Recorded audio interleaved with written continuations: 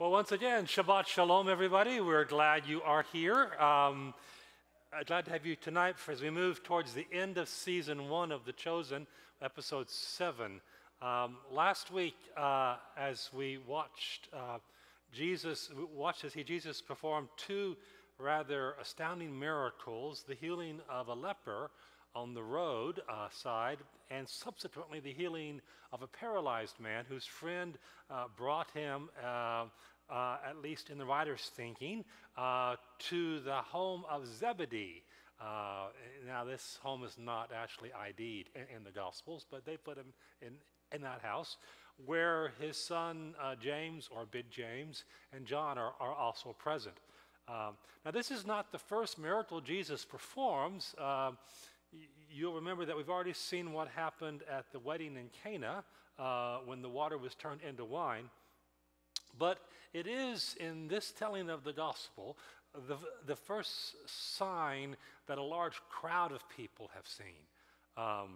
The writers of this series are working a bit across all the gospels, weaving in and out of them, which makes any kind of strict when do these things happen hard to actually discern.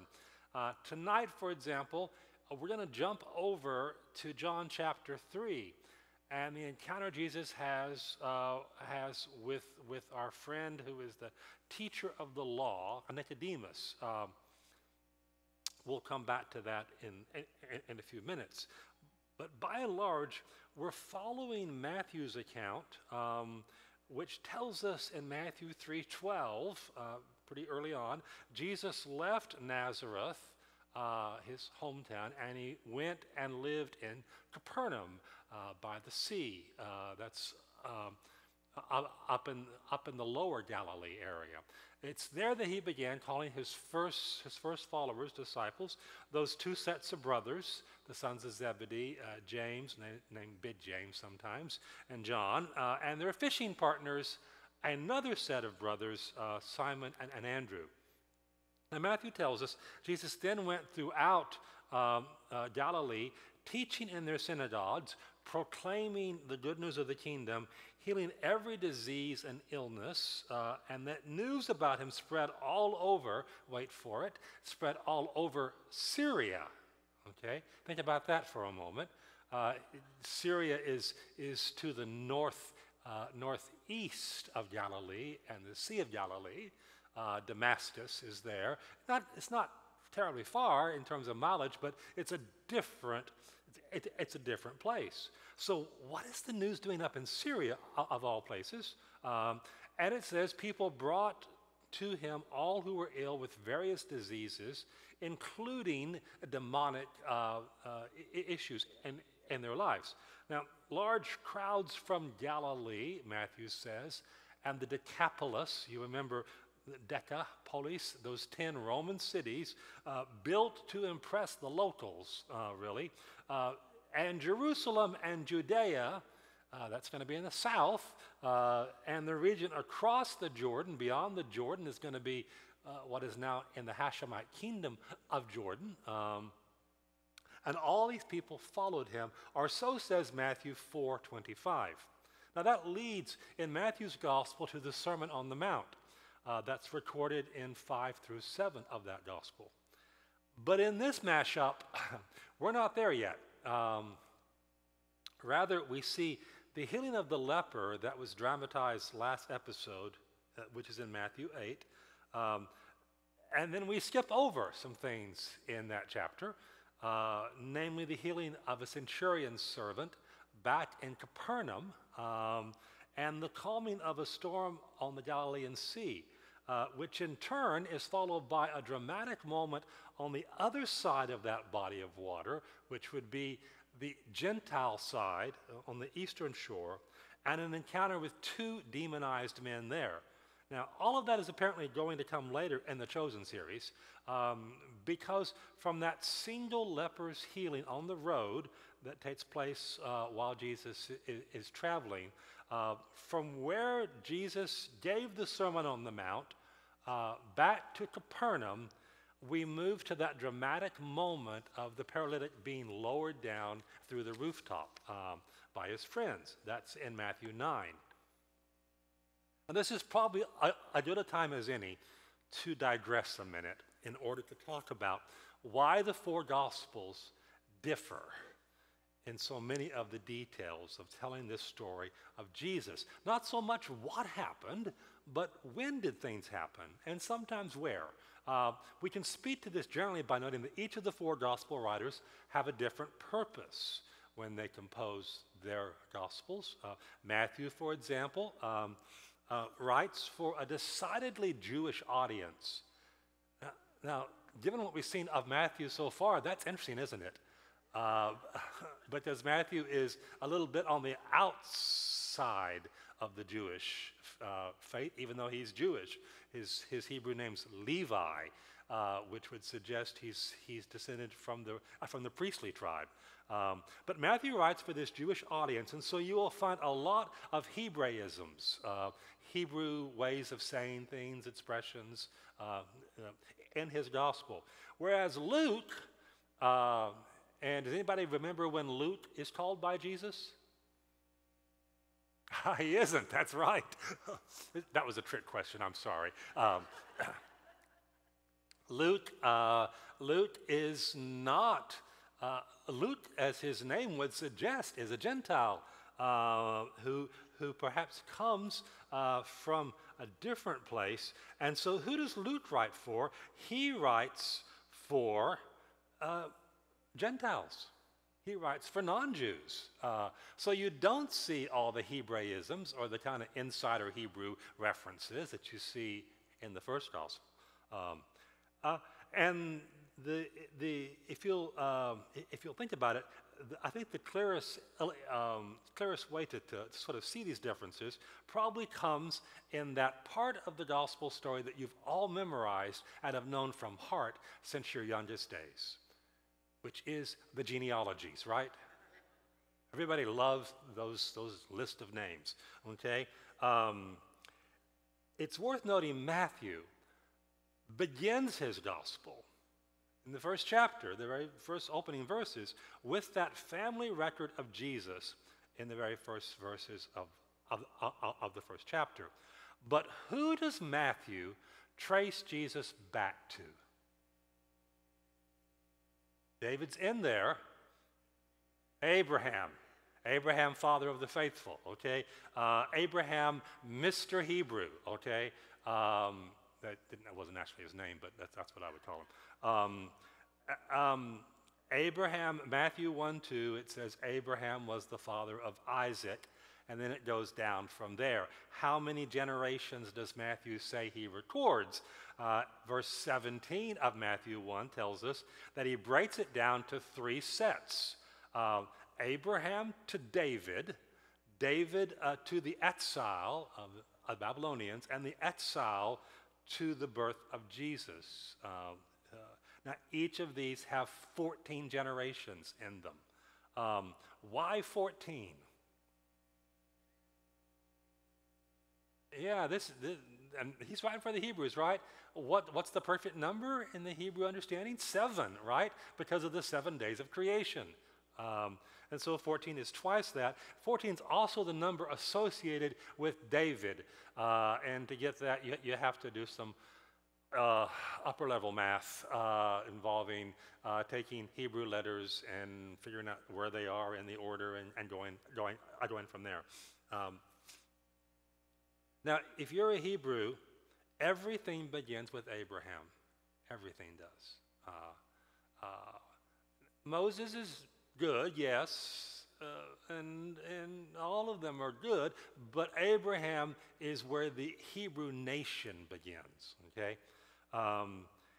But in contrast, you might notice Luke doesn't record his genealogy of Jesus until chapter 3 of his gospel. In other words, this is not first and foremost for him. And it goes in the opposite direction, not from Abraham down to David, down to the exile, down to the Messiah. It goes in the other way. It starts with Jesus and it goes back, okay? But Luke takes it a bit further, doesn't he? Who does Luke trace Jesus' ancestry all the way back to? Adam. Okay? Why would that be? Yeah? But he's writing for Gentiles, right? He's writing for non-Jews. And so what does he want to say? Look, Jesus is for everybody. He comes out of Adam. He comes out of this whole thing. I mean, this is a very subtle kind of distinction, but it's one which begins to give you some clues about why there are differences in Matthew and Luke, for example. Now, when it comes to the other two Gospels, we have some similarly distinct circumstances here. Mark, despite the order in the English Bible, is probably, most scholars will say, the first gospel written, okay? Mark first, and then Matthew, and then Luke, okay? And if you notice, it's almost an abbreviated version of the story. That's because Mark is writing in a hurry to get something down on paper to give to the Roman Christians who are beginning to experience persecution and need encouragement. So the two most prevalent connecting words in all of Mark's gospel in the Greek are the words kai uthos, which means and immediately. And when you read through Mark, what you will find is that everything happens immediately in Mark's gospel. It goes from one to the next, to the next, to the next, and there's no break, okay? In fact, Mark has a nickname in the early church. It's actually a Greek name, Doktelos. And what it translates as is stubby fingers, okay? Now, you think, St. Mark with stubby fingers? What would that mean? It may be because his fingers are short, but I think it's as well a reference to the rather clipped and even abrupt style of his writing. He is just getting out. This is, and I can say that with this particular crowd because you will get this reference. He is the Joe Friday of the Gospels. Just the facts, ma'am. Okay, he's going to go straight to it. Now, in contrast, we can say that John, who is the last one to write the gospel, writes his gospel decades after the other three, have already been composed and been circulated. He has an entirely different purpose in mind as he puts this story all together. With the basic information already known, John doesn't write so much to say what happened as to say why it happened, okay? And so he organizes his gospel thematically around their 7 sayings, logia in the Greek, 7 words, around 7 miracles, semeia or signs, and around 7 personal conversations Jesus has with someone, beginning with the one with our friend Nicodemus. We can say that John's portrayal of the Messiah is that of the cosmic Christ. When he starts his account, where does he look to for inspiration? There's no genealogies in John. He's done with that, okay? Where does he start? In the beginning. We'll see this in an episode when we come up to season 2. John goes back to the account of creation, and he picks up those same words, in the beginning. He's drawing a connection between all that ever was and all that ever will be, as seen in the story of this Messiah, Jesus. Now, I want to say John is not the only one who at points organizes things topically rather than in terms of the chronology. We mentioned, for example, there are several healings in the 8th chapter of Matthew and the 9th chapter of Matthew, and it's possible to think of these as miracles which Jesus did throughout the course of his entire ministry, which have all kind of lumped in here, okay? Here's some of the healings he did. But beyond these particulars, there are a couple other reasons why the Gospels don't always line up event for event. Start with, it's pretty clear ancient folks are not nearly so interested or obsessed with chronological matters as we are, or sometimes even all the geographical details. If you've been to Israel, you hopefully have seen that there are two Jerichos that you can visit. There's Old Jericho and there's New Jericho. New Jericho being only about 2,000 years old. So it's not really the old Jericho, it's the new one. And there's actually a newer version of that too, where people actually live now. Old Jericho was occupied in the time of the conquest. This is where we'll see that the walls came a-tumbling down, falling by the way, as you'll see if you go there, interestingly enough, not in, as you would expect, if there was a siege going against them from outside the walls, but falling out, which would suggest something else happened there. But then there's New Jericho, which is a few miles away, which was rebuilt and existed at the time of the Gospels. And in some places, it's not entirely clear which exact spot the Gospel folks have in mind. Likewise, Matthew 8, as we mentioned, tells the story of a demon-possessed man, actually two demon-possessed men, in the region of the Gadarenes. That's Mark 8. That's Matthew 8. Mark 5 tells essentially the same story, but says it happened in the region of the Gerasenes. Gadarenes, Gerasenes, Gergesenes, Listerine. Who are these people? Okay. And in truth, these are technically two towns in the same region, one which could be included under the umbrella of the other. That doesn't give us the kind of specificity we might like in this story. But again, that's not a high priority in the view of the gospel writers. We can likewise notice Luke speaks of two Gerasene demoniacs. Mark chooses to focus on just one of them. That would suggest the gospel writers are selective in their accounts, and they're often focused on a particular aspect of an event rather than give all the story of it. And we ought to note as well, Jesus is an itinerant preacher, which means that if he was at all like itinerant Methodist pastors who are moved from town to town over the course of our ministries, that Jesus probably repeated much of what he said in different places in different times. Not that I've ever done that or ever recycled a sermon from a previous church, because that just wouldn't be right, okay? But I think Jesus does this. It would be silly if he doesn't. So the fabled Sermon on the Mount in Matthew 5 through 7 has a parallel in Luke 6, much of the same words.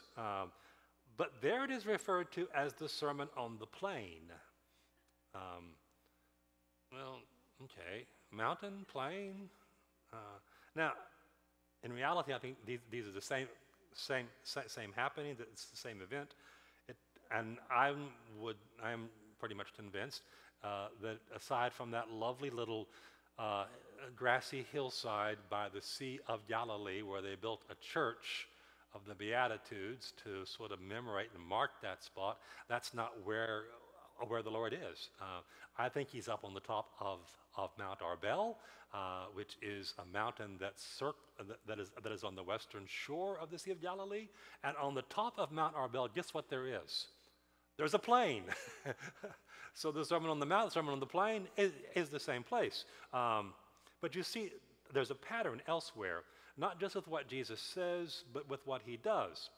The cleansing of the temple, for example, in Jerusalem, did it take place at the beginning of Jesus' ministry, as John 2 suggests, or at the end of it, as Matthew, Mark, and Luke all say? Now, given what we've suggested about John's organization of the source material on kind of thematic basis, I would probably lean to what the other three suggest, that the cleansing of the temple, driving out the other money changers, happens towards the end of his ministry. Because it clearly has an impact, and if it happened at the beginning of his ministry, why didn't he get into trouble then? But I suppose it could have happened twice, the anointing of the oil that is given by Mary and her expensive bottle of nard, Chanel #1. It was the original one. It's recorded in John 12, Matthew 26, Mark 14. May indeed be different from a similar incident that shows up in Luke 7, but it's a bit unlikely to me. So for a long time, some folks tried desperately to produce what they called harmonies of the Gospels. Some of you may have one, a book that tries to put everything from all 4 Gospels into some sort of chronological pattern and lines them all up and goes from there. But there are things that just don't work. For example, Matthew says Jesus predicted Peter's denial by saying that he would deny him 3 times before the cock crows.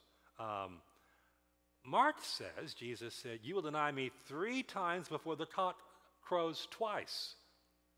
Okay? So the solution for some people was simple. Peter denied Jesus 6 times. 3 times before the cock crowed and 3 times before the cock crowed twice. That doesn't seem to honor the integrity of the Gospels. I'm more willing to sort of live with that tension about how many roosters were like in the courtyard that early morning, and when we get to heaven, I can ask. Although I think that'll probably be the last question I would ever get to when I get to heaven. We got to remember that each of the gospel writers, too, had to not simply write down the words of Jesus long after they actually heard them, okay? But they had to translate them and interpret them. Because Jesus probably most likely speaks, I'm almost certain he speaks in Aramaic, okay, which is kind of a derivative language of Hebrew. Similar, but just different enough to make you have to study it too. And the Gospels are written in Greek. So right away, the Gospel writers are having to translate what Jesus has said, what they heard that he said, or what they heard him say in Aramaic into Greek. And once you begin translating something, it's going to come out differently, isn't it? As people translate things differently. So that it's easily slightly different versions of the same quotation or the same happening. I don't know if that answers this question, but it is enough to say that if you want to say, give me a strict chronology of exactly what happened when and in what order, you're going to be out of luck because the Gospels simply do not give us that kind of specificity. What they do give us is authenticity. What they do give us is a reliable account of what happens in the life of Jesus, but just not to the kind of way some of us might, who are more OCD about things, might like. So I get back to our story tonight, at least according to Matthew, whom you would think would remember it best, right? His own calling by Jesus comes after the healing of the paralytic, as suggested in Matthew 9. We'll see that in the episode in a few moments. The more interesting juxtaposition, however, comes in the series writer's own imagination, which puts the conversation between Nicodemus and Jesus that's in John chapter 3 into this same framework. Okay, it moves it to Capernaum right after this healing of the paralytic. And I mentioned at the beginning of this series that one of the more creative aspects of the writers is to place Nicodemus up in the Galilee, specifically at the town of where Jesus has moved his headquarters. As I said, that we don't have any scriptural evidence for that. There's nothing in the Gospels that says our friend Nicodemus ever even went to Capernaum. Okay. But there's nothing that says he didn't either. And there's nothing that suggests he could not have been there. But placing Nicodemus's conversation with Jesus in Capernaum is an example, I will suggest to you, of some dramatic license. In John's Gospel, which is the only one that tells us about this teacher of Israel, John puts this encounter immediately after Jesus has cleared the temple courts in John 2, as we said.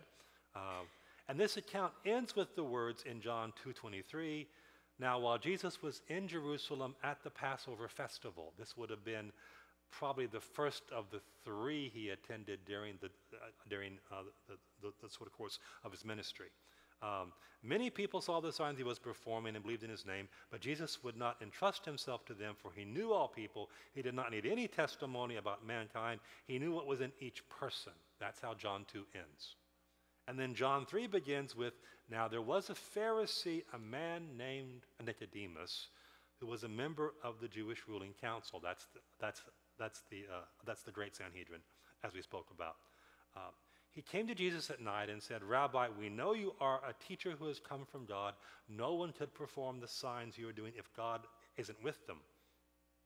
So the conversation about being born again thus ensues, and at the end of it, at the end of that conversation, John 3:22 records, after this opportunity for an engagement there, after this meeting, Jesus and his disciples went out into the Judean countryside. Well, that would have been different from the Galilean countryside, about 50 miles difference. And they went out where John the Baptizer was working at Aenon. That's a term that means springs, near a place called actually Salim. This is a place west of the River Jordan, would be in the West Bank now, which Byzantine sources, the Byzantines were the Greek Christians who kind of ruled over this part of the world for a while. They describe it as being at a site south of Bet Shan. Some of you have been to Bet Shan, this sort of Greek city there, across the Jordan near Jericho. Jericho is 17 miles out of Jerusalem. There's a rather famous map of the 500s called the Madaba map, and it shows it with the Dead Sea on the right side, Bethabara on the west side of the Jordan, Aenon on the east. All of which would suggest Jesus and Nicodemus indeed met somewhere in Jerusalem or in Galilee,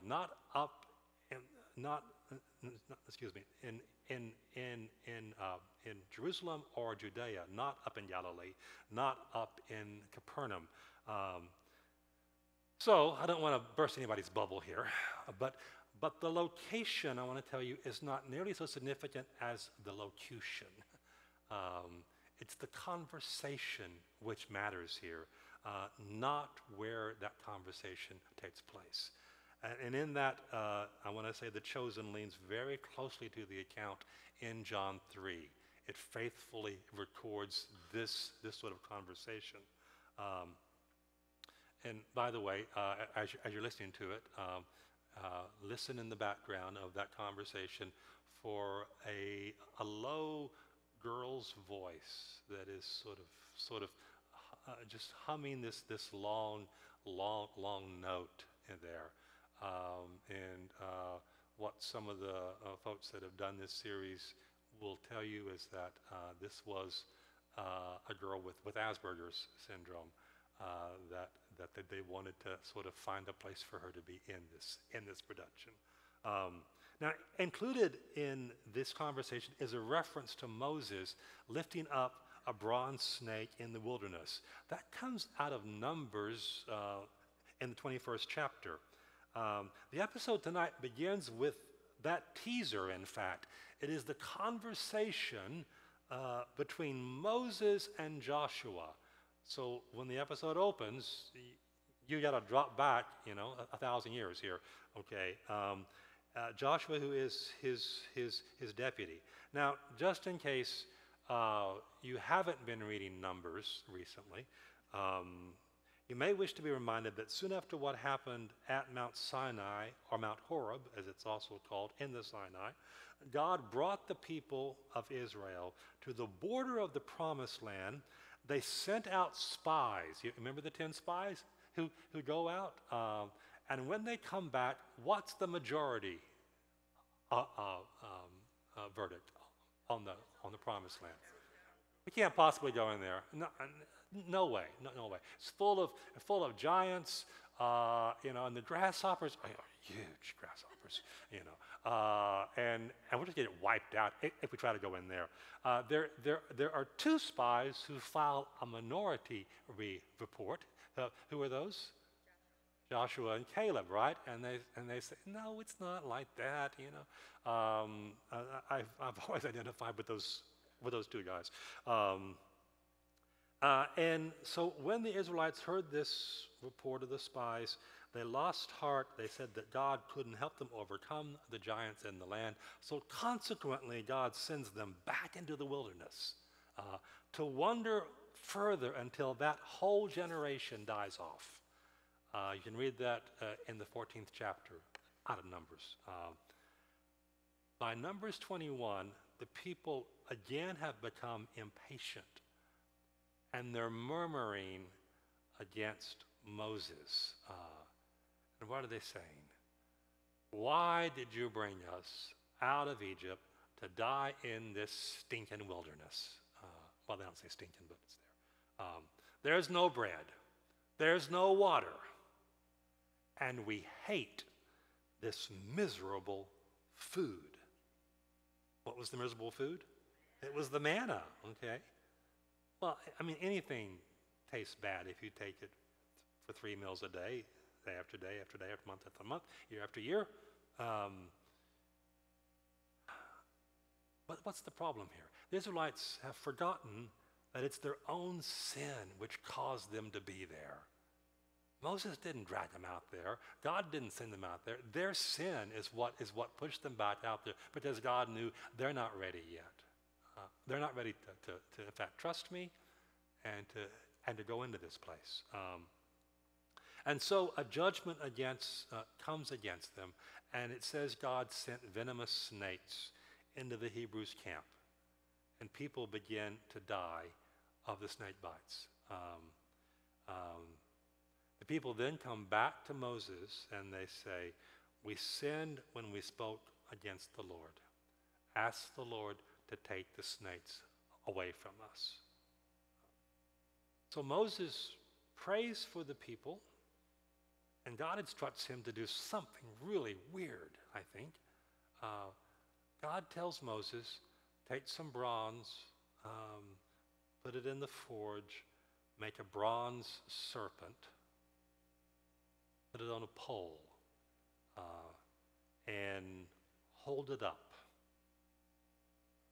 And if anybody that's been bitten by a snake looks at that bronze snake on the pole, they will be healed. Now, this is not very logical, is it? I mean, it almost seems like snakes are the problem. We don't want any more snakes, And here's a bronze snake, and God says to actually look at it. Why would he do that? What's the point of a bronze snake imagery on a pole somebody holds up? It does. It goes right to the point about it's your sin that has brought these snakes. Okay, but how could looking at a bronze serpent heal somebody from a snake bite? It's purely by faith. It's simply an act of faith. Now, I don't think there's any kind of connection between these snakes, or the bronze snake, and the one in the Garden of Eden, by the way. But it's ironic that a serpent imagery, at least, is symbolic of the Israelites' unbelief, which is the very instrument through which God heals them. This is how this episode is going to begin, with Moses and with his deputy, Joshua, and this encounter in the wilderness.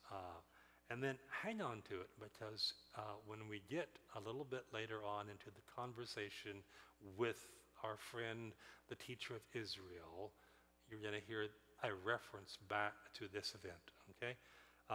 So let's turn the episode for tonight. It's entitled simply Invitations. It's a little shorter than some of the others have been, but we'll come back and we'll talk about it afterwards.